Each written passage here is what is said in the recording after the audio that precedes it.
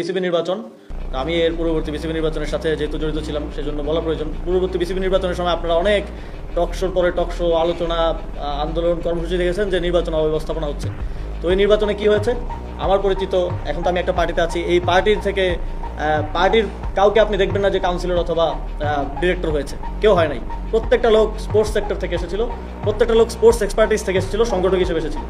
কিন্তু এবারে কালকে রিপোর্ট দেখলাম যে কোনো ব্যক্তির নিজের পরিচয় নাই, সবার বাপের পরিচয়, খালুর পরিচয়। তারপরে দেখলাম যে যিনি এখন অ্যাডক কমিটির প্রেসিডেন্ট আছেন তার ফুপাও কাউন্সিলর, তার ভাইও কাউন্সিলর, তার কোন ভাগ্নেও কাউন্সিলর, চাচাতো ভাইও কাউন্সিলর। মানে একেবারে পরিবার পরিজন নিয়ে মনে হচ্ছে আমরা একটা রাজতন্ত্রে বসবাস করতেছি। ওই যে যেমন আগে রাজারা বিভিন্ন প্রভিন্স ভাগ করে দিত না, যে এই প্রভিন্স চালাবে আমার ভাতিজা, ওই প্রভিন্স চালাবে আমার ছেলে, এরকম চলতেছে। এবং একেবারে প্রতিযোগিতা লেগে গেছে। একজন এমপির ছেলে সেও আসতেছে, মন্ত্রীর ছেলে, প্রতিমন্ত্রীর ছেলে, মন্ত্রী নিজেও আসতেছে, সিলেটের প্রশাসক যাকে সরকার নিয়োগ করেছে সিটি কর্পোরেশন তিনিও এসেছেন। তো এটা হচ্ছে এই বিএনপির ক্রিকেট বোর্ড। এবং আমরা এর আগে সালাউদ্দিন আহমেদ, তারপর মির্জা ফখরুল ইসলাম আলমগীর, এখন যিনি ক্রীড়া প্রতিমন্ত্রী আছেন, তারপরে আমাদের বর্তমান স্পিকার মেজর হাফিজ সাহেব, সবার মুখে শুনেছি যে তারা স্পোর্টসকে দলীয়করণ করবে না। তারা আসলে দলীয়করণ করে নাই, তারা সত্যি কথাই বলেছিল, তারা পরিবারকরণ করেছে। তো তারা তো আর বলে না যে পরিবারকরণ করবো না, তো ফলে পরিবারকরণ হচ্ছে।